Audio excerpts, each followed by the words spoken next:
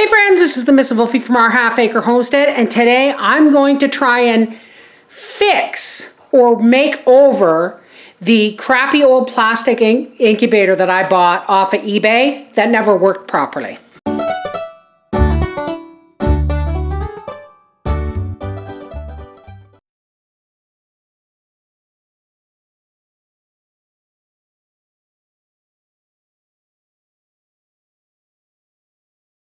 My knee is still bad, so I needed a sit-down project. Now the part of the problem with this is this is all kind of glued together and oh hey, that comes apart, good. Okay, so there's that. This is the egg turner. It seemed to work fine. The biggest problem is that the alarm kept going off and the temperature never stayed right and the humidity was freaky. I'm going to see if I can take this and make it that doesn't work, a digital incubator that doesn't work, and make it into a manual incubator that does. I have no idea if I can do that, but you know what? Ow, my hand. We'll have to wait and see, won't we? Okay. Let's first, well not first, but next, see if we can't take the front or all the guts off of this. Okay, I have an idea. Here's the egg turner that I have from somewhere else, because this one never worked really well. And I have this lid from an old incubator and it's really beaten up, but it has all the parts. So maybe it has the fan, it has the thermostat, it has the element. Maybe I can take the guts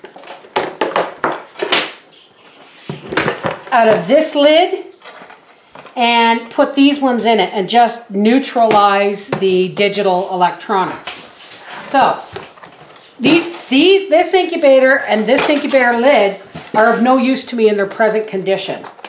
So this looks like the good plastic incubators, but it's a cheap, crappy one, and it has never worked. I think I will keep this as a tray if it fits in my other incubator. I may keep this too, because this is a thermostat. I just don't know what I'm going to do with it. All the stuff, let's get rid of. I'm going to keep this fan, because you know me, folks. Anything that I may be able to use again, I'm going to keep. And this is a nice big fan. All right. So let's set all this stuff aside. All right, so here's the top of the incubator. And the only thing this doesn't have, actually, is the windows. All right, now let's see what we can do with this. Okay, so what I've done, because my camera wasn't running, is I just cut the whole works right out of this old lid, because there's a lot of screws. I couldn't get things organized. Like there's screws here, but there's screws underneath that I just couldn't get my hands on. So, there. We've got all the parts. Now let's see what we can do with them. I found the drill, but I can't find the bit, so I'm using a blowtorch and a nail to melt me some holes here that I can screw through. Okay, so now I know I really should have a hole in the lid for this cord to come through. All right, let me think about this. This electrical cord goes one with the red and one with the black. So let's just see if I can't get that out of here and get this out of my way. One with the red, one with the black. Don't forget that, folks. Put it right back through here. And that way it's coming through the hole from the thing. All right, let's just tuck that aside and work with what we got here. Let's start. It's hard because this wasn't designed for this incubator. This is where the screw is for the wafer. It has to go through. It has to match up with this hole in here. And we are going to bring this piece that regulates the thermostat up through the hole, if it'll fit, that we just melted. Oh, and it's nice, a nice tight fit too. All right, so I'm knocking crap all over the place. Okay, our thermostat is in place. Now, I have to flip this over. You learn this stuff as you go, folks. Now, I have to think about where I'm going to put the fan. First, we're gonna want to make sure that I did this right with these holes. Yes, I did. And these are important because they hold the element away from the plastic. Okay, so what I have here is this heat plate from the crappy one. And they have these little screws, but they have these back things on them. And I've already tried one and it worked. So I'm going to use it to hold up the other element thing. I have found the 2 holes on the piece that I cut off. And I'm just going to cut them off as a piece. And I'm going to use the styrofoam as a spacer because these screws were longer because of the styrofoam. Look at that. It's making the screw the right length for the job. Look at that. A spacer, a styrofoam using the original piece from the incubator. Okay, I've taken a nice new cord from a lamp I wasn't using, and I'm going to put it through that hole. And we are going to, if I remember this correctly, I have a grommet because I lost the other one, whatever the heck these things are called. And it goes one to the red wire, and this is the black wire, so it's got to go in here. Twist that on tight too, and you can't see what I'm doing because I'm right-handed and you're on my right side. But there it is. Everything is in place. Now, the egg turner. This egg turner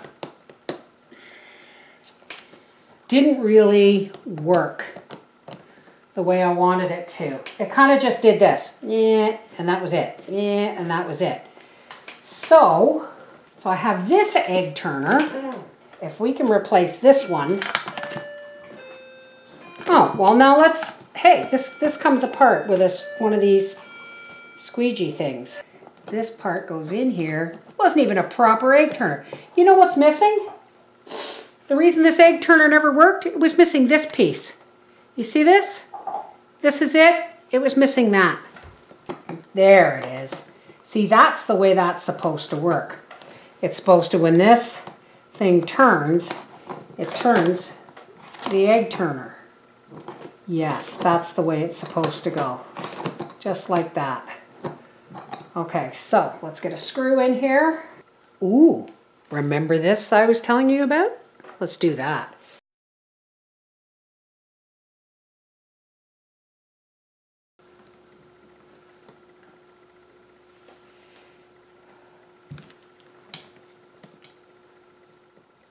Okay, that means the egg turner is in good place. Piece of electrical tape. Always use electrical tape. Do not assume that it is okay to use any other kind of tape when dealing with electrical wire. If I had grommets or more grommets, I would, but I don't have them, so I'm just making sure I'm going to be careful. So here's one cut and here's the other. There's one there and one there. They're in 2 different places, so now we can wrap this up. Wish I had a clip or something I could put there, because this is really wobbly, and if it gets too rough, the egg turner might not work. Remember folks, this isn't a how-to video, it's a how I do it video. And, oh, it's doing beautifully. It's over 80 degrees in here. Put our egg turner in. Okay.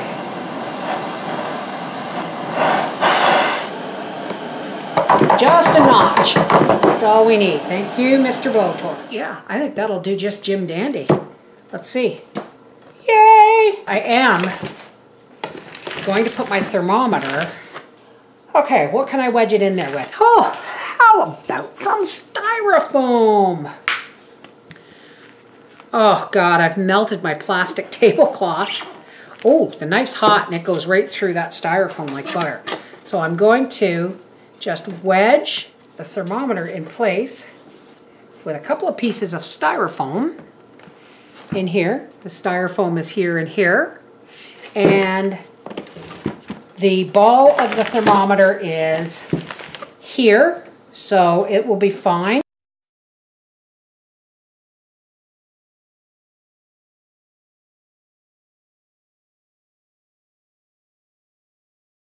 All right, so now we are going to put our lid on.